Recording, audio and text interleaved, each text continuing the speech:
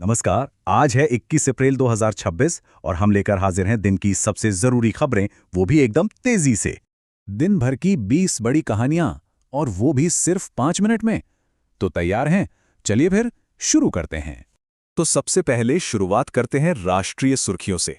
देखते हैं देश के अलग अलग कोनों में आज क्या कुछ हुआ। पहला सवाल, सुप्रीम कोर्ट में एक याचिका दायर की गई थी किस महान स्वतंत्रता सेनानी को नेशनल सन यानी राष्ट्रपुत्र घोषित करने के लिए। सोचिए जरा। जी हां, ये याचिका नेताजी सुभाष चंद्र बोस के लिए थी, जिसे सुप्रीम कोर्ट ने हाल ही में खारिज कर दिया है। अब एक बहुत ही दुखद खबर। जम्मू कश्मीर के उधमपुर में एक बस दुर्घटना हुई। इसमें कितने लोगों की जान चली गई? ये एक बहुत ही भयानक हादसा था, जिसमें 21 लोगों ने अपनी जान गंवा दी। चलिए अब थोड़ा रुख करते हैं राजनीति की तरफ। चुनावी माहौल में महिला आरक्षण का मुद्दा किस राज्य में सबसे ज्यादा छाया रहा? ये मुद्दा था पश्चिम बंगाल, जहां चुनावी रैलियों के दौरान इस पर खूब जोर शोर से बहस हुई और ये एक बड़ा चुनावी मुद्दा बना। अच्छा, अब देश की सीमाओं से बाहर निकलते हैं और देखते हैं कि दुनिया भर में यानी वैश्विक मंच पर क्या चल रहा है। अर्थव्यवस्था को लेकर एक बड़ी चेतावनी आ रही है। आईएमएफ यानी अंतर्राष्ट्रीय मुद्रा कोष ने दुनिया भर के देशों को किस चीज के लिए तैयार रहने को कहा है? आईएमएफ ने साफ साफ चेतावनी दी है कि बढ़ती महंगाई और सप्लाई चेन में आने वाली दिक्कतों के लिए तैयार रहें। मतलब ये दुनिया के लिए एक बड़ी चुनौती है। अब जरा खेल जगत का रुख करते हैं। 2026 की वर्ल्ड स्नूकर चैंपियनशिप ये कहाँ शुरू हुई है? ये बहुत ही प्रतिष्ठित टूर्नामेंट यूके के शेफील्ड शहर में शुरू हो चुका है। चलिए अब बात करते हैं उस क्षेत्र की जो हमारे भविष्य को आकार देता है, यानी शिक्षा और नई पहलों की।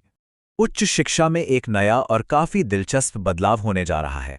यूनिवर्सिटीज को एक नई डिजिटल प्रणाली अपनाने के लिए कहा गया है। ये क्या है? इसका नाम है एकेडमिक बैंक ऑफ क्रेडिट्स। अब ये है क्या? इसे एक तरह का डिजिटल लॉकर समझिए। छात्र अलग अलग संस्थानों से जो भी क्रेडिट्स कमाएंगे वो यहाँ जमा और ट्रांसफर कर पाएंगे। इससे पढ़ाई में फ्लेक्सिबिलिटी बहुत ज़्यादा बढ़ जाएगी। और शिक्षा जगत से कुछ और फटाफट अपडेट्स। सीयूईटी और नीट का नया कैलेंडर आ गया है। 10वीं और 12वीं के नतीजे भी जल्द ही आने वाले हैं। और हाँ, सरकार स्किल बेस्ड कोर्सेज और स्कूलों में स्मार्ट क्लासरूम पर भी काफ़ी जोर दे रही है। चलिए अब बात करते हैं मौसम और खेल की। देखते हैं इन दोनों ही मैदानों पर क्या चल रहा है। मौसम का मिजाज तो इस वक्त देश में बिल्कुल अलग अलग है। एक तरफ दिल्ली, यूपी और बिहार भीषण गर्मी की चपेट में हैं, तो वहीं बिहार झारखंड में पारा 43 डिग्री तक पहुंच गया है। और दूसरी तरफ देखिए, महाराष्ट्र में आंधी, तूफान और बारिश की संभावना जताई गई है। अब क्रिकेट फैंस के लिए आईपीएल 2026 से एक ताज़ा अपडेट। पंजाब किंग्स ने हाल ही में किस टीम को मात दी? पंजाब किंग्स ने लखनऊ सुपर जायंट्स को 54 रनों के एक बड़े अंतर से हरा दिया। एक शानदार जीत। और अब आते हैं अपने आखिरी सेक्शन पर, जहां हम बात करेंगे अर्थव्यवस्था और टेक्नोलॉजी की। देखते हैं यहां क्या नया हो रहा है। डिजिटल पेमेंट के जमाने में यह सवाल बहुत ही जरूरी है। आरबीआई पेमेंट की सुरक्षा के लिए किस नए फीचर पर काम कर रहा है? इसे पेमेंट किल स्विच कहा जा रहा है। ये एक मास्टर स्विच की तरह काम करेगा।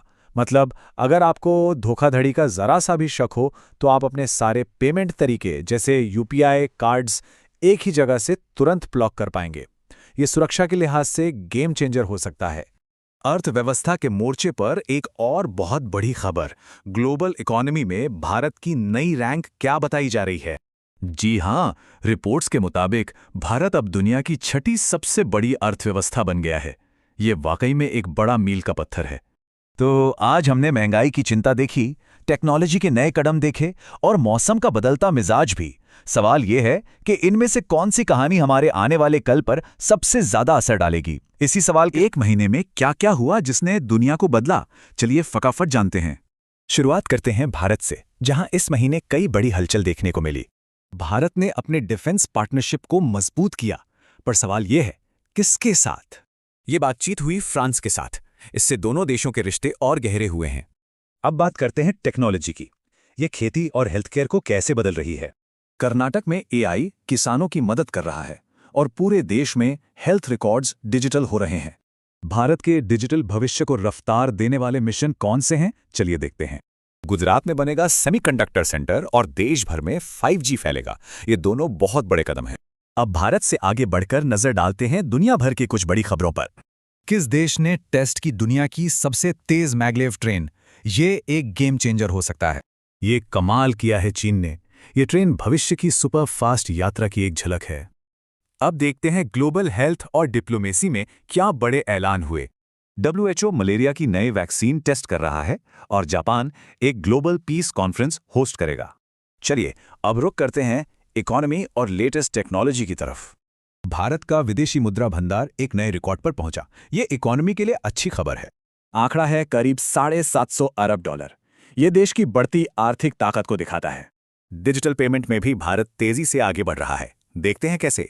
UPI अब श्रीलंका में भी चलेगा और RBI डिजिटल रुपये का पायलट प्रोजेक्ट बढ़ा रहा है। टेक की दुनिया में भी बहुत कुछ हुआ। इसरो का नया सैटेलाइट, क्वांटम मिशन और गूगल का नया AI। और आखिर में एक नज़र डालते हैं पर्यावरण और खेल की दुनिया पर। क्लाइमेट चेंज से निपटने के लिए भारत का लंबा लक्ष्य क्या है, चलिए जानते हैं। साल 2070 तक नेट जीरो एमिशन का लक्ष्य। ये एक बहुत बड़ा और जरूरी कदम है। खेलों में भी शानदार प्रदर्शन रहा। कुश्ती में 12 मेडल, सिंधु की जीत और मोरक्को करेगा फीफा वर्ल्ड कप की मेजबानी। तो इतने सारे बदलावों के बाद सवाल ये है कि हमारा भविष्य किस दिशा में